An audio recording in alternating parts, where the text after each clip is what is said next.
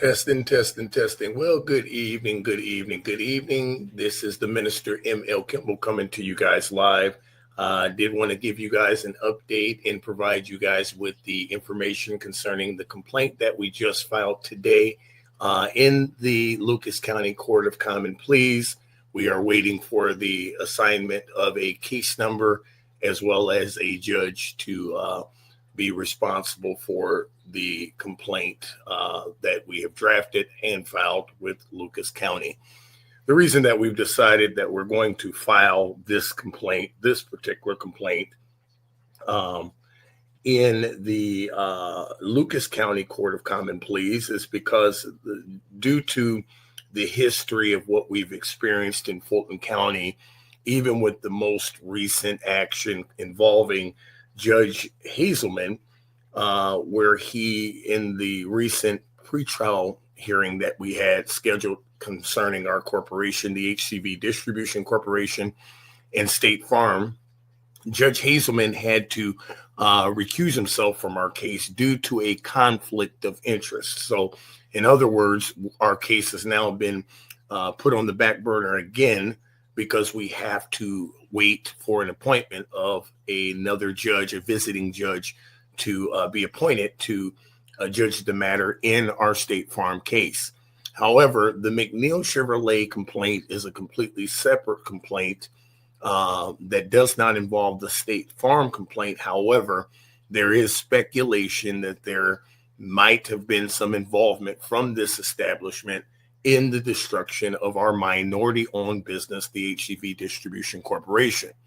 Although we have not been able to prove this information, there is an ongoing investigation currently being conducted by the Ohio Civil Rights Commission into this establishment and its practices, where they have found official probable cause findings of racial discrimination towards African Americans.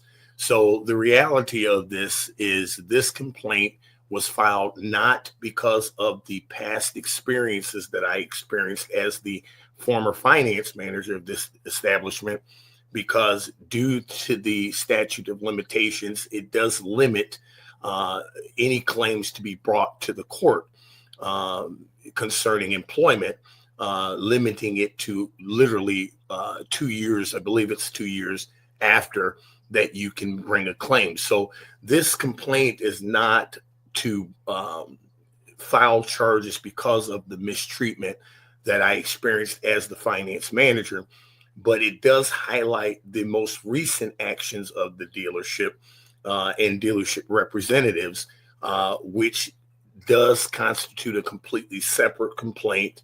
And that's why this particular complaint is now filed in court with Lucas County Court of Common Pleas as we're waiting court assignment.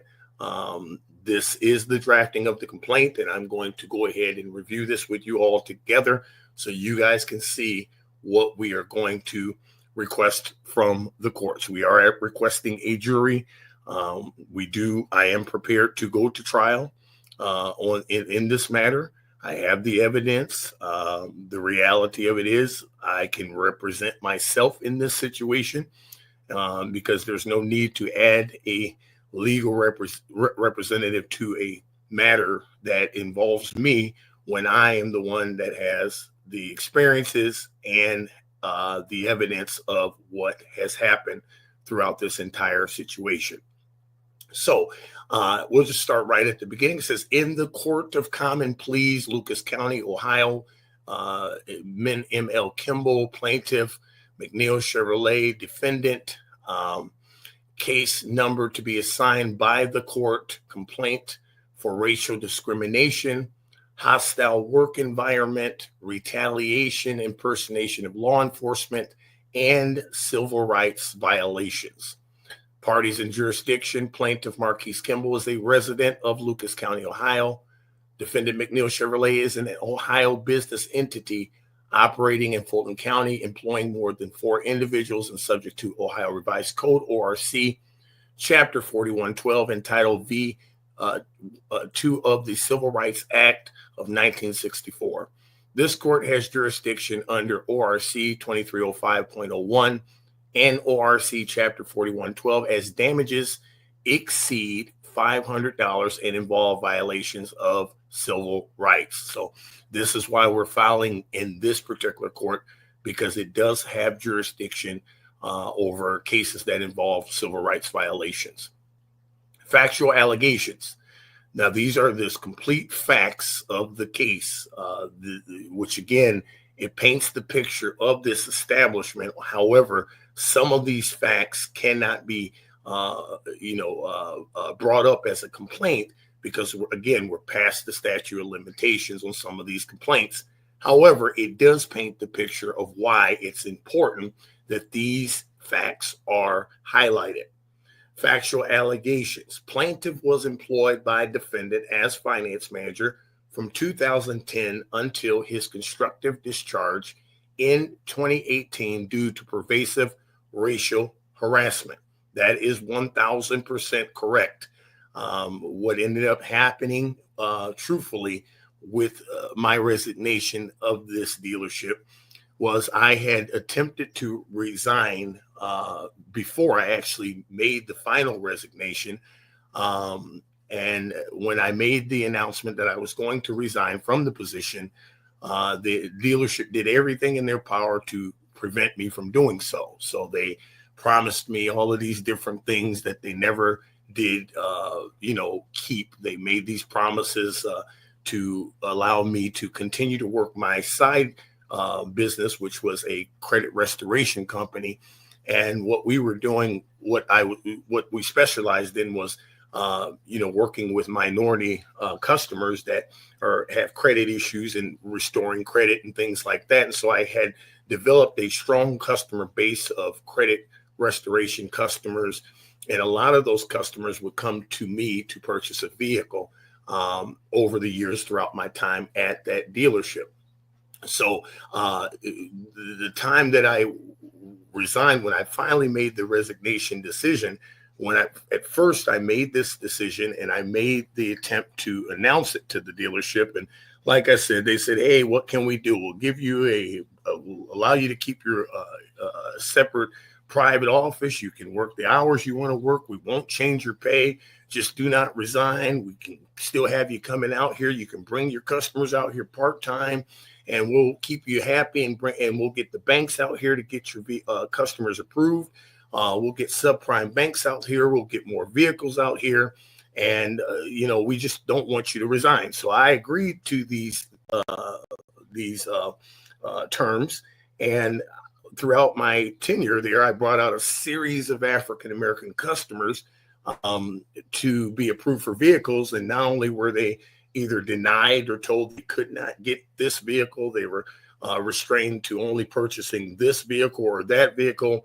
A lot of them were put into deals where they had to put more money down than what they wanted to put down. It was a complete difference of what they told me was going to happen to keep my customers happy and keep my customer base. So I was able to start to see how there was a difference in the treatment of what I experienced with my customers.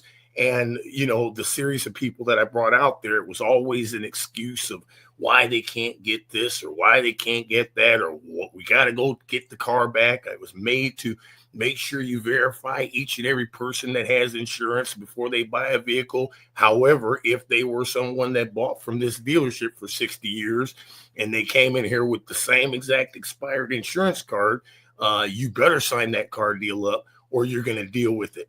So not only did I deal with this during this tenure, I was always told over and over again, you are the highest paid employee at this dealership. And it just got to the place where I said, you know what, I'm done with this. I'm going to resign. And when I made that attempt, like I said, the dealership tried to keep me there, but they never kept up with their promise. They made these promises. They did not announce it to the sales staff. So it created a hostile working environment because the sales staff could not understand how I was working different hours than they were. I only had to come in half-time, part-time. I only brought in customers when I had a car sale. And they began to get jealous. And instead of management explaining the arrangement that they agreed with me, and it silently behind closed doors, they never told the sales staff anything.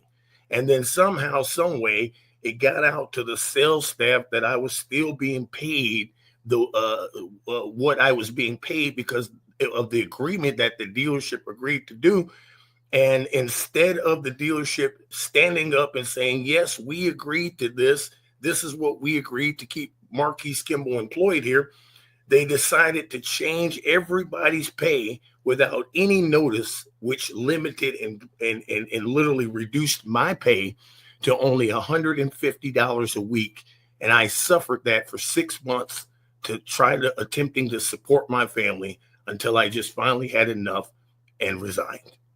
But the reality of it is this was all a trickle down effect that started with the fact that I tried to attempt to resign because of the years of what I experienced at this dealership. Like I said, as the finance manager, I was always subjected to improper jokes, inappropriate jokes, racially charged jokes, being referred to as Harambe the Gorilla, being referred to as Toby, being referred to as the token black, jokes always being told. Black people like Kool-Aid, grape Kool-Aid and watermelon, or black people only buy cars with sunroofs so they have somewhere to throw their chicken wings out the window. These are the things that I tolerated silently for 7 years because it was not told to me, hey, you're going to be forced to take this because what we're paying you. But I was always made to feel like this is the best thing that you've ever had in your life. So do you really want to make noise on it? So I was kind of forced to kind of laugh off the jokes, laugh it off. Even when we had a get together at our home, it was for a birthday party. We invited everybody from the dealership. And of course, everybody at the dealership was Caucasian. So when they came to our home, which obviously we had a bunch of African Americans in my home because I'm African American. So my relatives were here. The first thing that the dealership did when they came in my home was they grabbed a balloon that was on the floor due to the party. And one of the guys grabs the balloon and he falls across the tape, all across the chairs in front of everybody, and says, "I've been shot," and fell on the floor. Now, it was a big joke to the dealership and they thought this was hilarious. But my mother and my mother-in-law and the people that were close to me, they were very offended by that because it illustrated what these guys assumed about us regardless. And the only reason that they did not come out and say it was because I was a cash cow at that dealership. You got to understand, for the 7 years I was employed there, most of every single month, I came in as the top finance manager out of 6 dealerships.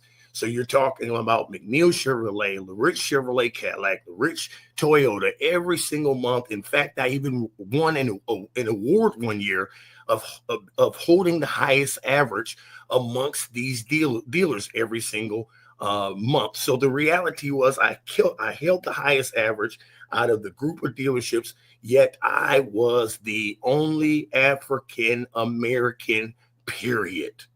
Now, I never experienced any mistreatment by LaRich Chevrolet Cadillac or his Toyota Cadillac, but because the reason why LaRich is involved and mentioned here is because LaRich at that time was majority owner of McNeill Chevrolet. So at the end of the day, his operations were not in Swanton, but he signed our paychecks. And although he was not day to day who I reported to, John LaRich had some say over what happened at that dealership. This is why we're mentioning LaRich Chevrolet Cadillac in this complaint. So that's the semi what of the backstory is here.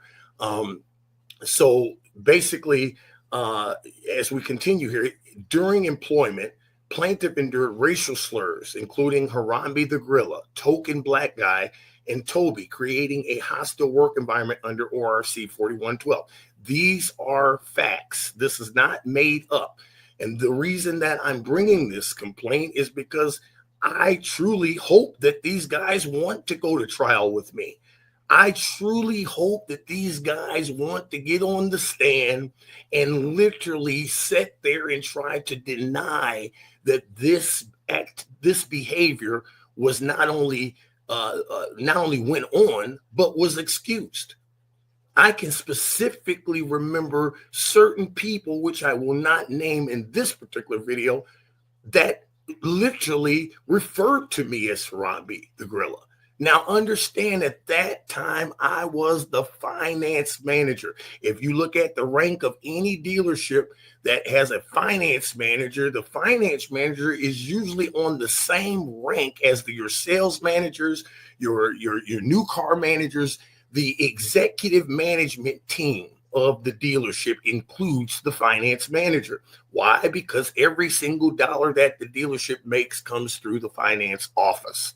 So the reality is, even people that were beneath me, my subordinates, my salesmen, were able to get away with these type of jokes towards me because this was the environment. Now, once again, this complaint is not because of these instances, but it paints the picture as to what happened during my employment, which led up to the most recent actions concerning this dealership, which we will get into as we continue. Defendant failed to address plaintiff's complaints, leading to his resignation and financial harm. That's correct. Once again, my very first week of being employed at this dealership, I had to suffer an inappropriate, racially charged joke in front of the entire lunch staff that literally resulted in the person that made the joke being disciplined or reprimanded, so they say. And it was supposedly a write-up put into this guy's file documenting my very first week and what I experienced at this dealership. The very first week of employment there was an inappropriate joke that was said during lunch in the conference room that was excused. And it wasn't until I made a stink about it and continued to press the issue to where it was then brought to Human Resources, Linda Lee's office, and the person that made the joke did receive a write-up that was supposedly on file with the dealership. Now, that was the only time there was any consequence for this behavior, although it constantly went on throughout the 7 years.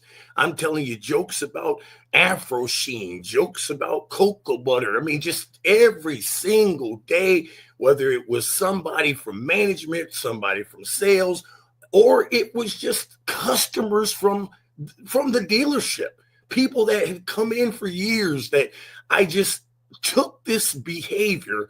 Because when you take a person that did not have a college degree in his late 20s, trying to do better for his family, and you give him a position where he's making over $100,000 a year, you give him a free car to drive, then realistically, that afforded my family a different life.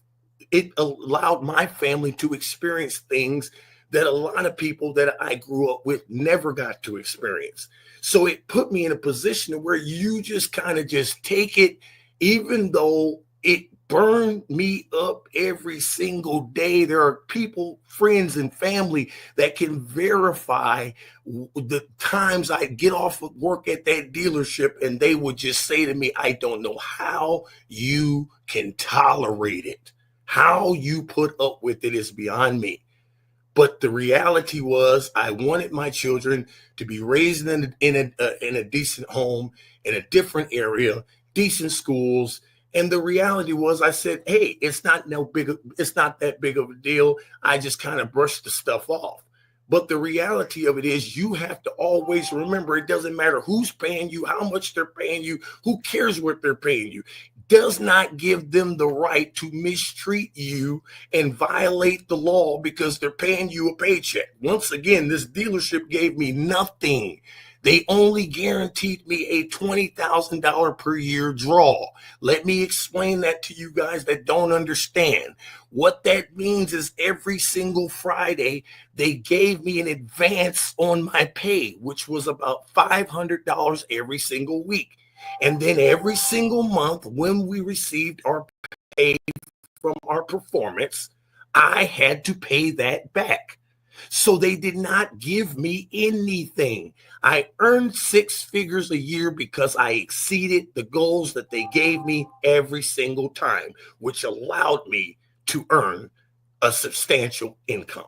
Now, but if you're earning this income, but you have to deal with every day, what do I got better be careful on what I even put on to come to work, because I know somebody's going to say something if the color's not too right. I even was told at one point, they pulled me in the office and told me and had a conversation with me about the clothing I was wearing, telling me that it wasn't good for the area that I was in.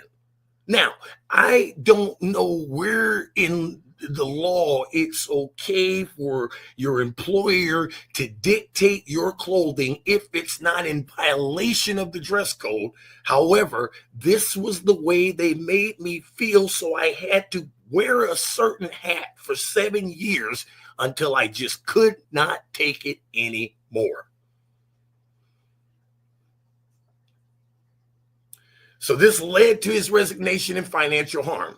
In 2021, plaintiff co-founded the HCV Distribution Corporation in Swanton, Ohio. And on January 17, 2022, the business was burglarized. Law enforcement, specifically Swanton Police Department, delayed the response by over an hour, exacerbating losses. Let me break that down and expound on that a little bit more. Our store alarms alarmed and alerted the Swanton Police Department at 6:32 a.m. that there was a disturbance occurring at our business. Their office was located 0.2 miles from our former business. Explain to me why they did not respond until over an hour after being notified. That's where the scam actually starts and begins, because the reality of it is I reside 20 miles from the business, yet they were notified the moment there was a disturbance at our business, but then they decided to investigate me wrongfully, interrogate me wrongfully, obtain my fingerprints wrongfully, and then wrongfully accuse me for insurance fraud and spread this information around to the public. Went around Swanton that I was up to some no good, trying to run an insurance scam all throughout the town. And it started with the Swanton Police Department. But they refused to tell the public that, wait a second, our chief notified us at 6:32 a.m. that right around the corner from our law enforcement agency, there's an alarm going off at a business that's predominantly, first of all, a only minority-owned business in the city. Secondly, it's right around the corner, across the street from the mayor, next door to Tano's Pizza. If McNeill Chevrolet's alarms went off, or Tano's Pizza's alarms went off, or any other business in that city, there's no way that the Swanton Police Department would have taken over an hour to respond and then investigate the victim as the suspect. It's the most ridiculous mistreatment that we could have ever experienced. They neglected our business and then mistreated me like I was some kind of a criminal, despite the fact I've never been in trouble in my life, and I currently am an active, official sworn notary for Lucas County. You can't be a notary with a background. However, they were able to publish these false accusations throughout the town, and yet nothing was done about it. This is why we have a separate complaint in Fulton County highlighting exactly what transpired between the Swanton Police Department, State Farm, our former agent, State Farm agent Jeff Lambert. There's an entire separate complaint highlighting those violations. But this particular complaint is to highlight specifically the activity of this dealership and their representatives up until last week, despite the complaints and all of the things that are going on. During the investigation conducted by State Farm, defendant's representative, Jason Koss, impersonated law enforcement and was monitoring my social media platforms. We recorded documented evidence of this guy going to my personal social TikTok platform that had 5,000 followers at one point, to we now have had to close that down out of safety reasons, because what the hell is my former employer, my former direct boss, consistently monitoring my personal social media platforms? This is an invasion of privacy and a violation of law. And then, like I said, we are no longer connected on a professional level, so you would have no reason to be going to my personal social media platforms habitually unless there was some other motive behind it. So not only did this guy attempt or contact me impersonating the Swanton Police Department, which we have on recording, literally identifies and says that he's from the Swanton Police Department. Now, I wouldn't have ever brought up my former past treatment of what I went through with this dealership had they never tried to contact me impersonating the Swanton Police Department. Because now it brings question as to why nobody was investigated or questioned at this dealership by State Farm. You're conducting an investigation, then you should have damn well contacted my former employer for 7 years and questioned or got a character witness or anything. They did not even attempt to contact McNeill Chevrolet whatsoever, which is another part of the complaint concerning State Farm. Okay, but during this investigation, Mr. Koss contacted me impersonating the same exact law enforcement agency that mistreated me. Now, understand that the complaints that were filed with the Swanton Police Department against the Swanton Police Department were filed directly with the Swanton mayor. I have direct inbox conversations between me and the mayor, Swanton Mayor Neil Tope, literally highlighting what his officers did to me. And his response of a promise that he gave me was he would get another law enforcement agency involved to help investigate our case.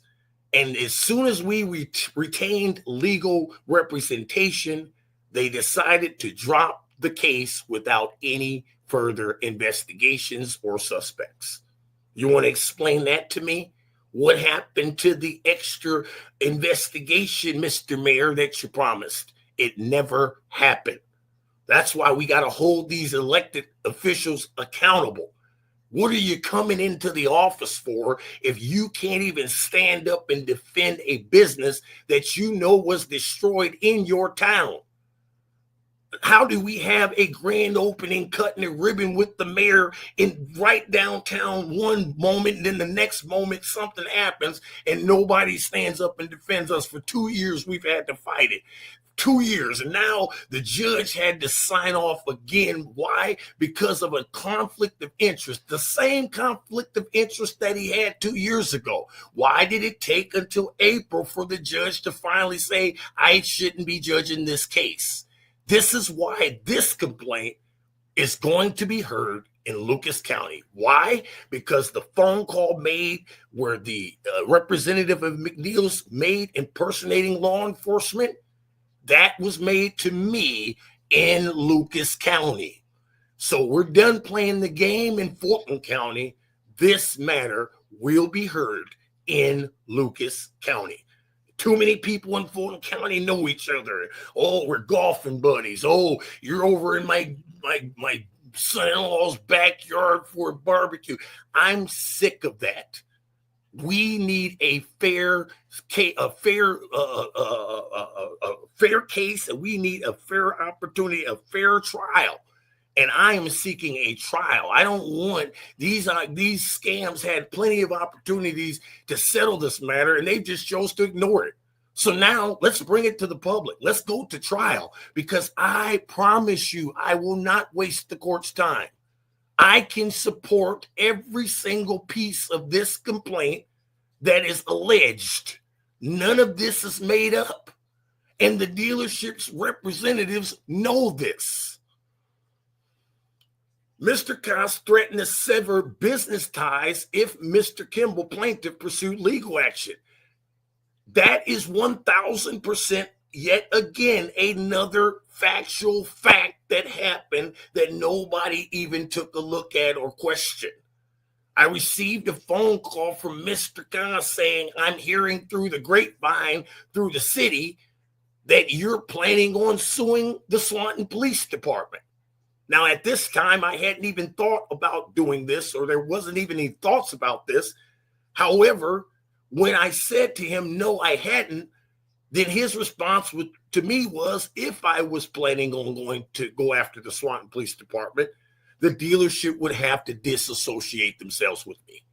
Now, you want to explain that to me? Is it because you guys donate money to the Swanton Police Department every single year during Christmas? What's the reason that you're telling me that if I tell anybody how these bastards mistreated me and they were supposed to be protecting and serving the law, that you threatened to sever our 7-year business built relationship from customers that I've referred out there from the time I sat in your finance chair, not to mention the dealership's employees were buying products from our retail location.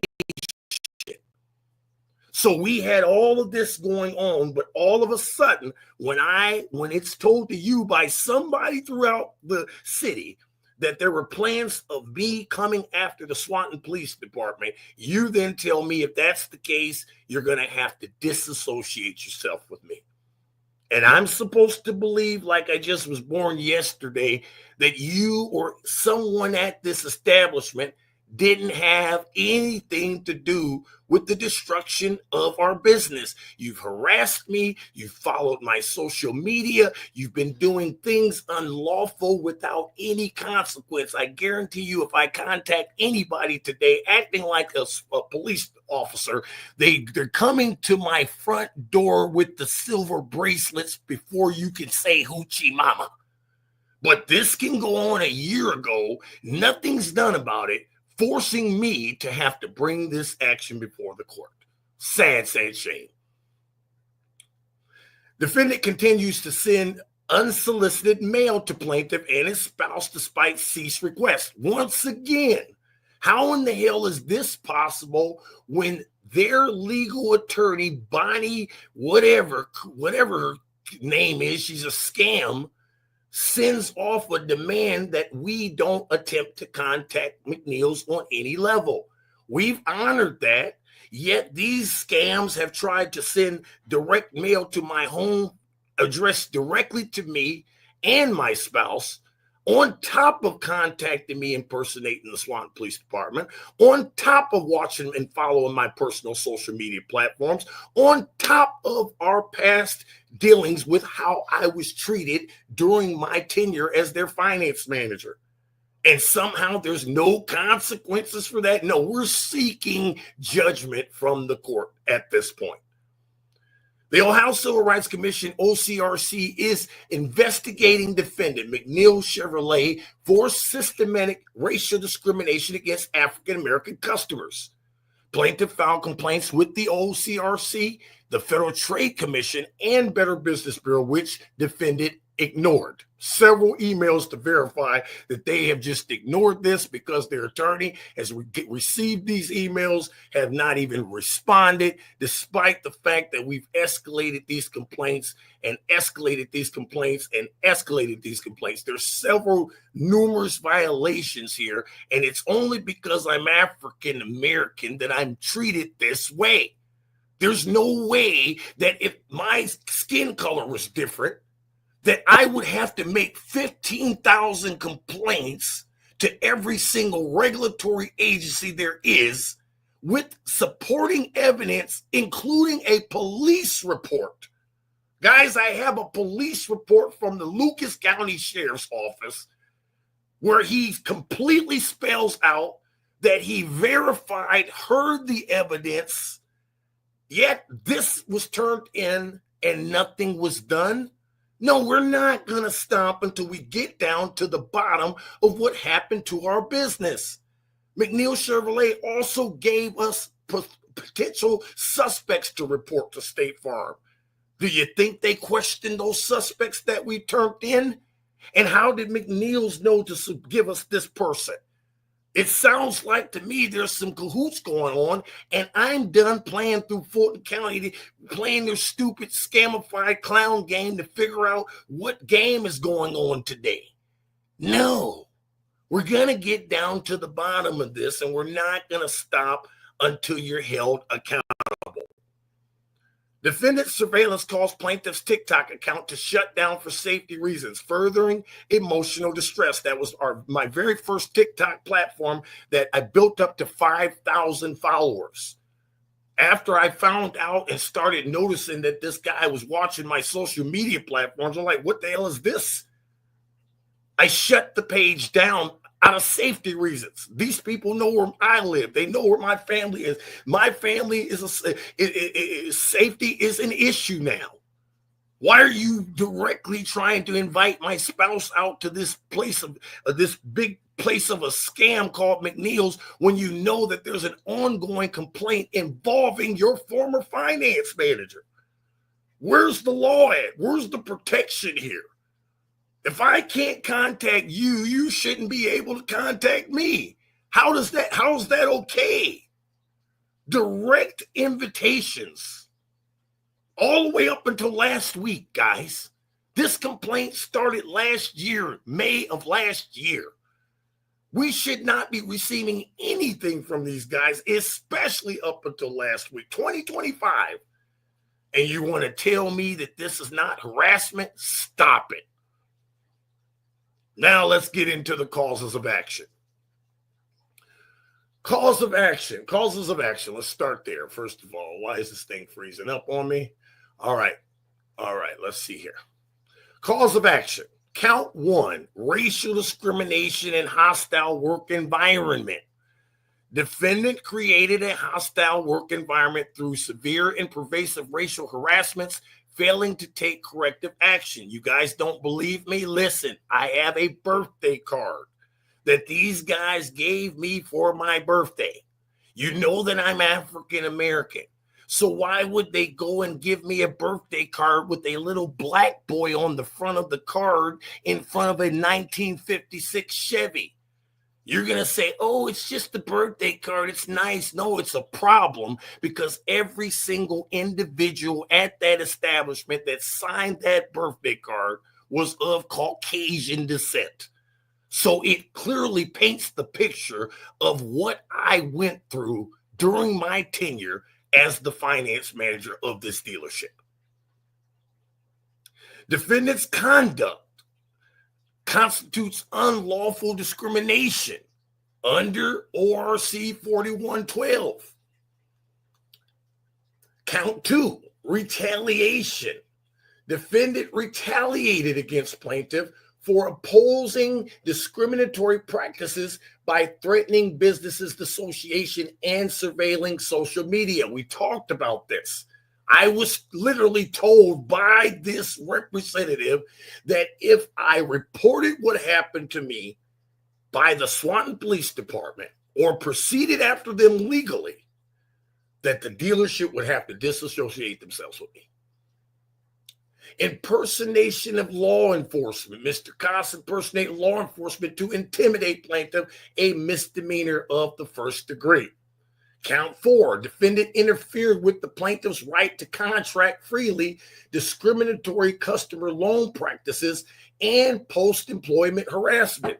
Based upon all of this crap, I can't get back in the auto industry at all because of the stain of this complaint. No dealership wants to deal with me, regardless of my history, my past, what my skill sets are, because they're too afraid because of this nasty stain that's out in the public because of McNeill's. Count 4, civil rights violations. Defendant interfered with his plaintiff's rights. So we've covered that. Damages and relief sought.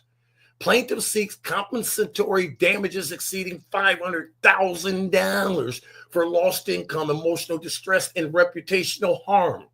Punitive damages for willful and malicious conduct. Injunction of relief enjoining defendant from discriminatory practices and harassment. Attorney's fees and costs under ORC 41-1205. Prayer for relief, wherefore plaintiff requests judgment for compensatory and punitive damages, injunctive relief mandating anti-discrimination training and policy revisions, attorney's fees, costs, and any other further relief deemed just. Certificate of service, legal basis, hostile work environment claims requiring showing severe pervasive conduct altering employment conditions. Retaliation under ORC 41-1202 applies to post-employment actions. Impersonation statutes criminalize false law enforcement representation to facilitate intimidation. Jurisdiction is proper in Lucas County Common Pleas for claims exceeding $500 supporting evidence, witness testimony, emails, OCR, RC filings, police reports documenting impersonation, disparate loan approval data for African-American customers, and social media logs showing defendants improper surveillance. So once again, guys, this once upon a time, small, minute situation has now escalated to a major situation, and we are going to seek judgment. These guys got away with how they mistreated me during my employment. They got away with all the things that they did, but they're not going to get away with how they've been, their recent actions and all the things that they've done. There's heavy suspicion that they were involved with the destruction of our business, although this has not been proven. What has been proven is the complete racial discriminatory practices, racial discrimination that this dealership participates in towards anybody that's African American. You don't believe me? Read the recent documented statements and findings from the Ohio Civil Rights Commission. They don't come with probable cause without a legitimate reason. So I inform you, African Americans, do not support this dealership. Do not patronize this dealership, because behind your back, they're not doing anything but insulting you. This highlights the details of the complaint. I will keep you guys in tune as soon as we get an official case number. But now the heat's on. The chickens are coming home to roost. The games are over. And this has been your episode of Word on the Street Talk TV. I am your host, the Minister, McNeill Chevrolet. Until next time, be blessed on purpose.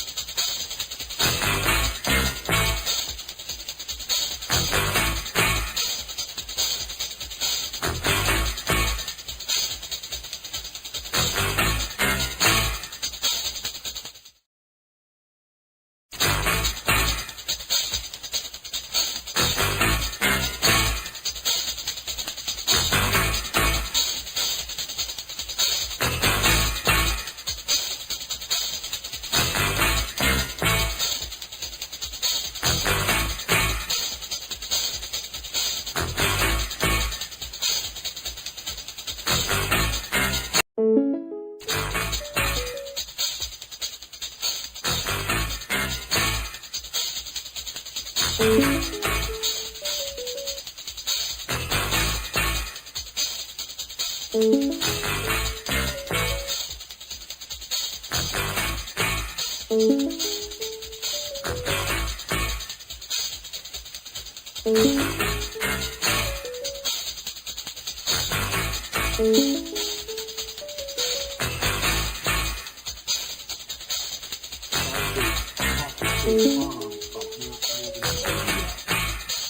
water shut off at the building, and I explained to her that the SACOM has nothing to do with it. You have to talk to either the water department because they want to do some cleanup of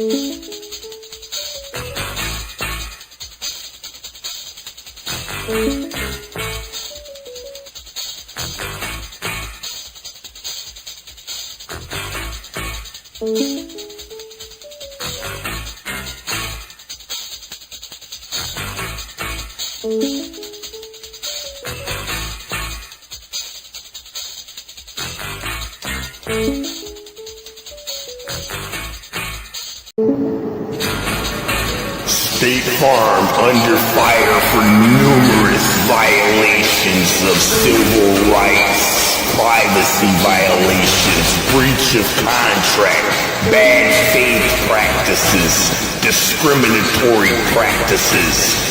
Don't trust State Farm.